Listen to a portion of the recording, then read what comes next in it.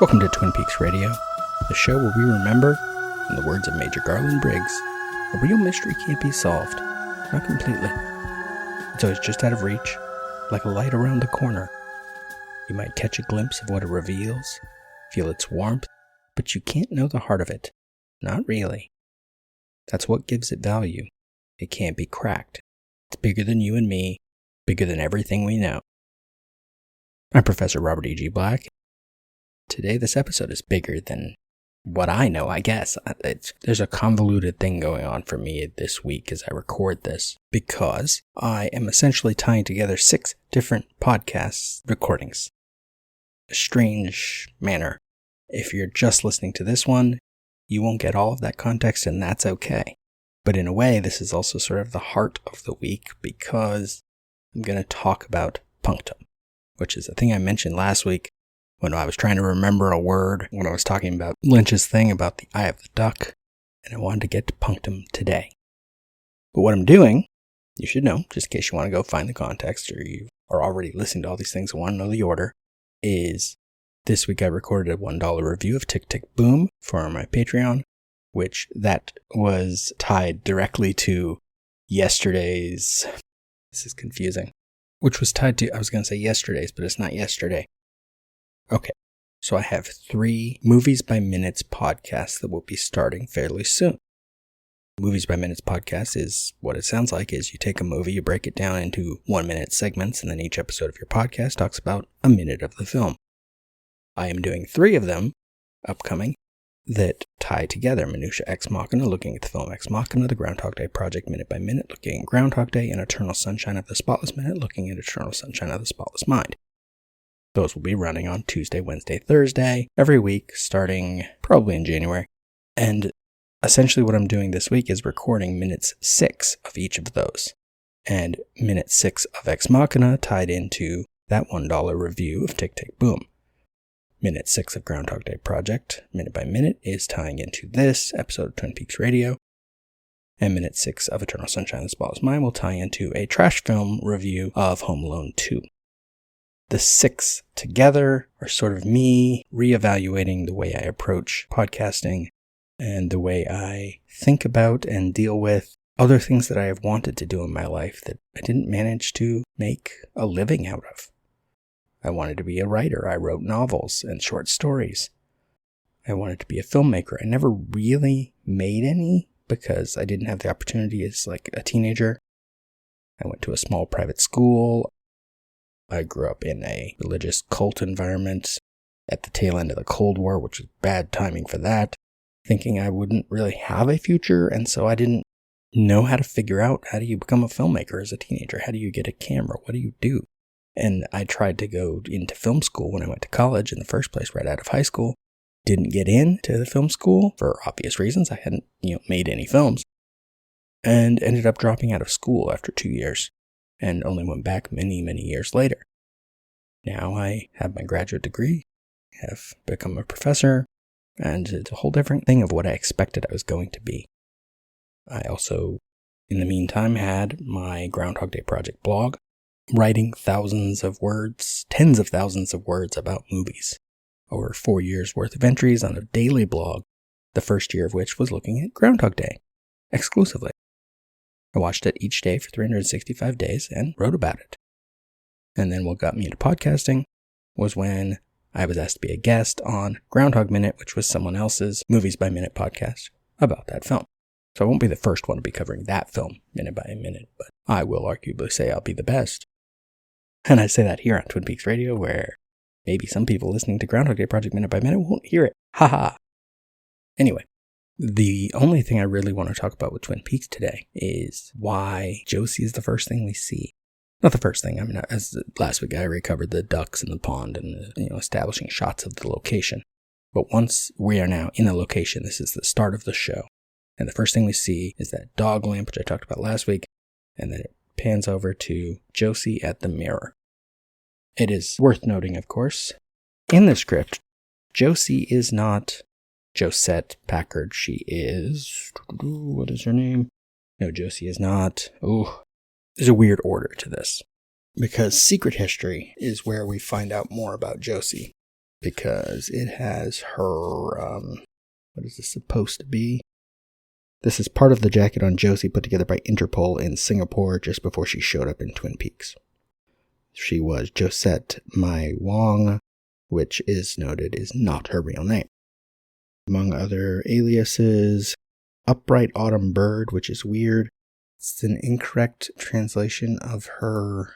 Where did we get her maiden name? Her birth name is in here somewhere. Oh, there it is. Real name is Li Chun-fung, which roughly translates as Upright Autumn Bird, but someone has pointed out on the Twin Peaks fandom wiki that Josie's Chinese maiden name, Li, is a common surname in China, while Chun-fung, often translated as Spring Phoenix, is a common female name. The translation provided in The Secret History of Twin Peaks, Upright Autumn Bird, is somewhat inaccurate as it is derived from Li Chun, a tonally different word that is not normally used as a given name. In addition, Li Chun actually means upright spring, whereas upright autumn would be Li Q. So they're mistranslating Li means plum, or different tone. Li Chun means, it's a whole convoluted mess and Interpol got it wrong, or Mark Frost got it wrong. We'll come back to the Secret History segment later.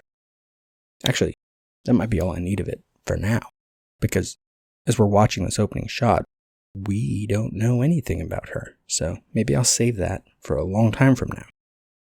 But there is something else you need to know in case you don't already know it, but if you're listening to the show, you probably know this. Josette Packard was originally supposed to be Giovanna Pasqualini Packard, a beautiful woman in her 30s. In the script, she is wearing a silk negligee, sits at a vanity table combing her hair, lost in a dreamy state of mind. From outside, she hears Pete's pickup drive off, which isn't quite how the order goes, but that's in the script. She's barely in the pilot script. Similar to the pilot episode, she's only in a few scenes. We see her shut down the factory, which goes roughly the same even though her name was different. We see her at the town meeting, but Dan Stedman, later Harry Truman of course, says of her to Cooper when Cooper asks about her, "That's Mrs. Packard. Packard Sawmill, where's Mr. Packard? Died in a boating accident last year. Andrew Packard practically built this town, brought her back from Italy 4 years ago, left her everything." It's all to the inclusion of her, but what's important is that she was supposed to be played by Isabella Rossellini, who of course was in Blue Velvet, and who was involved with David Lynch at the time. Notably, actually, I'm not sure why she didn't play the part. I don't know when that happened. I think I had something on it in my bookmarks and I lost it. But the notable thing I found about Isabella Rossellini, though, is that she has a twin sister named Isotta, and they have made a thing of always living near each other, which is cool. Here, whether or not Josie has a twin, that's a whole different thing, isn't it? Do I have that bookmarked? Where is Joan Chen's letter? When The Return was coming, Joan Chen wrote a letter to David Lynch. Oh, that's interesting. Coming into who Josie's sister is. In an early draft of Fire Walk With Me, I guess it would be, Jeffries says, "Not going to talk about Judy." Well, now, I'm not going to talk about Judy. In fact, we're not going to talk about Judy at all. But I ain't got a whole lot to go on. But I will tell you one little bitty thing. Judy is positive about this. Her sister's there too, at least part of her. This is the letter that Joan Chen wrote to David Lynch, writing as Josie. "Dear David, I write to you from the wooden drawer knob in which I have been trapped for the past 2 decades, yearning restlessly for an escape. I hear voices whispering the rumor of a return to my body, and I implore you, O Creator, to let me come back. It seems that the possibilities of who I shall become are as infinite as your fecund imagination. From my oubliette within the chest of drawers, I can sometimes see bodies fumbling, sweating and convulsing with lust, and I long for my physical form, once strong and lithe, now old and shriveled, or perhaps plump and fertile with age like a rose hip to a rose. Oftentimes I think of Judy, my twin sister. I imagine her wandering drunkenly into the room holding the drawers which imprison me, incinerating suddenly due to the sheer volume and flammability of the alcohol in her veins. In my mind's eye, I see her burning.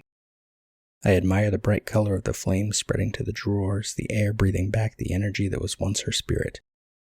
We can inhabit one body together just as we had done as mere cells in our mother's womb. Once again, our two souls could crowd one vessel, forcing us to struggle for dominance, for space, for existence. Josie, I see your face, and this time, finally, it could be mine. Or could it, as my being invades Judy's body like a parasite? Would the physical universe overwhelm me? Would the exhale of a housefly compound into dissonant chords, lunging anguished and unrestrained at my eardrums? Would each microbe terrify me, leave me with nowhere to hide, nowhere to run from the insolent bubbling of nature in its purest form? Like petri dishes pungent with life, proliferating perpetually, bursting with unbridled being. Or would all the living things on earth pale in comparison to the countless lost souls caught between worlds, their cries trilling chromatically, enchantingly, in ways that are neither human nor holy? Do you hear me now as a rustling in the curtains, a murmur in a crowd, an echo without an origin?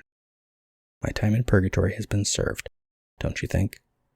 Isn't it time I at least got to meet my maker one last time? Yours, Josie. So, this is a soap opera. It is bigger than the mystery of Laura Palmer's murder. And this introduction is not about that. Not every character is going to be connected to it, but this is essentially the first in a line of red herrings for those who obsess. And that is what makes it important. It's not that Josie is going to become so important later.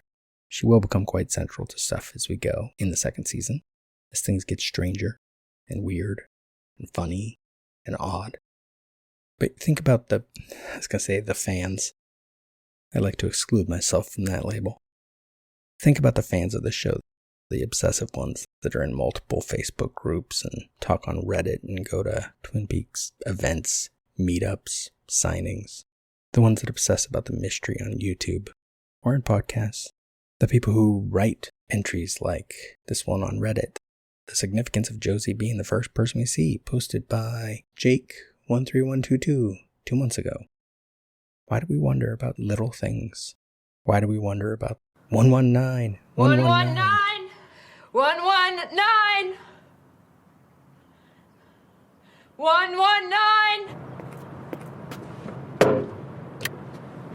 Why do we wonder about Josie being the first thing? Was Josie supposed to be directly responsible for Laura's death? No, I don't think so. She's included first because she is mysterious. What have we established with the opening titles? 119! The opening titles run before this opening scene, and we have established a rural space that if we have seen any of the promo material, we know is in Washington. We know it is a small town, despite that number on that billboard. And yet the first person we see, whether she be the scripted Italian or the cast Chinese, is not the first person you're going to expect in this rural town in Washington. So the first visual we have here then is its own mystery. And that's that eye of the duck. You know, not every scene's going to be the eye of the duck. That's not how David Lynch uses it. But that is sort of how Twin Peaks fans operate. Every scene is a potential eye of the duck. It's as if, en masse, Twin Peaks fans have decided there is no eye of the duck, since it has not been identified by David. They want to find it, and they find it wherever they can, whenever they can. Any scene that comes up, post a photo from a single episode, and the discussion will go on for post after post after post about different interpretations of meaning in every bit of content. So was Josie supposed to connect to Judy? And was Judy supposed to connect to Sarah from the beginning? I don't think so. Can we retroactively connect all these things? Certainly. Which, that fits with a discussion I saw also on Reddit about what the eye of the duck means from Lynch. People were talking about why certain scenes might be it. And someone, Trail of Tacos, 6 years ago, says, I'm no Lynch expert, but I had the eye of the duck described to me by a rabid Lynch fan as follows. The eye of the duck is a scene, often flashy or surreal, which is not essential to the general action or plot of the film, but which reveals a key theme or element of the film more succinctly than the actual plot. A real duck eye is odd. It's beady and completely different in texture and color from the rest of the bird. But if the eye wasn't on the duck, or in the exact same location that it's on the duck would look strange to us, nonsensical, incomplete. I gotta interrupt to say that's misleading because the duck evolved to have the eye in that place. If it evolved to have it somewhere else, we would expect it to be somewhere else. But continuing, in the same way, if the eye of the duck scene were left out of its respective movie, we would still understand the general shape of the movie, so to speak. The plot would remain unchanged, and the bare-bones story would still be communicated. Lost, however, would be a central theme, element, or focus that is brought about by the careful appearance and placing the eye of the duck scene. And of course, as I said last week, David Lynch says that the eye of the duck scene in Blue Velvet is the In Dreams scene, which does not really speak to the plot, but it speaks to the strangeness, it speaks to the themes, it speaks to our ability to look beyond the normalcy and see something else. And for Twin Peaks fans, this is everything in Twin Peaks, but also you could say it's Josie's end. Her appearance in The Return was cut, and so she becomes part of a wooden knob, and maybe she's the noise they hear later. Or maybe she's just that knob and she's lost, and we wonder why did the Lodge care about her? And we never find out. And never finding that out, that's a big part of that soap opera plot. And I still haven't gotten to punctum. This is from Freeze, issue 17, November 2014, an article by Noemi Smolik. When his mother died, French cultural theorist Roland Barthes found consolation in the picture of her as a child, then taking the picture as his starting point in writing an essay about photography. Barthes described the photograph as the living image of a dead thing. This was something that it shared in common with the painting, which had originated, as documented by ancient Egyptian funerary objects, in portraits of the dead. But what was unique to the photograph, according to Barthes, was its punctum, which he defined as the sensory, intensely subjective effect of a photograph on the viewer. The punctum of a photograph is that accident which pricks me, but also bruises me, is poignant to me. Barthes contrasted the punctum with the studium, denoting a general approach to a photograph that is conditioned by historical and cultural experiences and is not categorically different from how other art forms are approached. Several generations of writers have since reflected on and speculated about the significance of the punctum for photography's theoretical interpretations without arriving at any consensus. Now, this is from the Museum of Education's entry on Roland Barthes, Studium and Punctum, dated March 12, 2013. Barthes' Camera Lucida, first published in 1880, assumes that the automaticity of the camera distinguishes photography from traditional media and has significant implications for how we experience photographs. To address the apparently uncoded level of photographs which troubles the semiological approach Barthes himself adopted in the early 1960s, Camera Lucida advances a theory of photographic meaning that makes a distinction between the studium and the punctum and highlights the punctum as photography specific. The studium indicates historical, social, or cultural meanings extracted via semiotic analysis, which is, what we're all doing when we pull out meaning from these images and these scenes. For example, a photograph taken by Ken Wessing in 1979, portraying a war-torn street in Nicaragua with 3 armed soldiers patrolling a street, 2 nuns crossing the section of street behind the soldiers, could be interpreted as a presence of the traditional oppositions between war and religion, violence, and spirituality.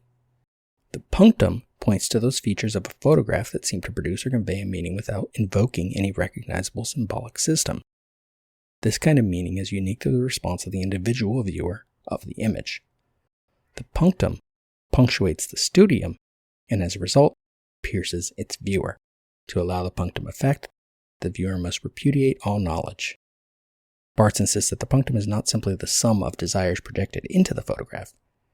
Instead, it arises from details that are unintended or uncontrolled by the photographer. Photography can be distinguished from painting or drawing in that its apparatus visualizes the world automatically, rather than being wholly informed by the interventions of the photographer. The theory of the punctum speaks the indexical nature of the photographic medium. It also accounts for the importance of emotion and subjectivity in interacting with photographs. In my blog, 29th November 2015, an entry entitled "You Are Better Than This," I said for Barthes, a photograph could be understood in terms of the studium, the range of meanings that come from, say, society, that can be read in a particular image, and punctum, the singular part of the image that draws you in. So, is the punctum the opening scene just because it's opening and it's what draws you in? No. The punctum is any of these pieces that get a feeling from you in the moment. And it's your feeling. It's your interpretation. Or mine. The studium is bigger and you might be able to write objective papers about it. But the punctum is subjective. I would also note before I go that the lacrimal punctum is an anatomical thing. It is that point in your eye where the lacrimal glands come out and tears come out. So there's a punctum in your eye, a punctum in a duck's eye, I suppose. Do ducks cry? I think they do. They're mammals. Mammals cry. Or they tear up at least. They don't all do it from sadness. And so, we're here with Josie. I will speed up this content as going forward. I may deal with whole scenes, whole episodes even, who knows? But I wanted to come into this very slowly, to figure out this show, to figure out my approach to this show, because I don't like the fans that attack bits of the show and obsess and interpret. It's fine when people interpret things differently. There's some people present their interpretations as if they are fact. And I don't want to do that. My interpretations are my interpretations. This show is my show. Although if you want to be a guest on it, contact me. Find Robert E.G. Black on any social media. Or follow any of the social media I'm about to list in the outro. But at this point in the show, what do we have? A rural location and this mysterious Asian woman doing her makeup next to a lamp with a couple dogs, which seems fancy, even if we don't know what that lamp is. And she seems fancy, even though we don't yet know who she is, and we're probably intrigued. Remember, in the words of Major Garland Briggs, mystery is the most essential ingredient of life. Mystery creates wonder, which leads to curiosity, which in turn provides the ground for our desire to understand who and what we truly are. This has been a production of Lemming Drops Studio. You can find links to more at lemmingdrops.com. Follow the show on Twitter at Peaks Radio, and on Facebook and Instagram and TikTok at Twin Peaks Radio, or join the Facebook group Lemming Drops Studio Tour. Also, you can support all my shows and get every episode of this one at patreon.com/lemmingdrops.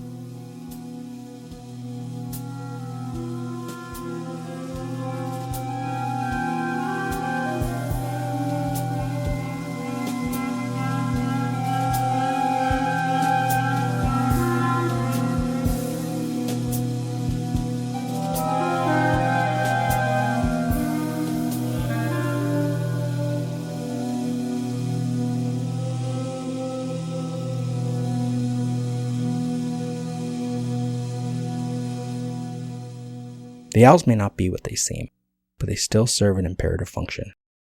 They remind us to look into the darkness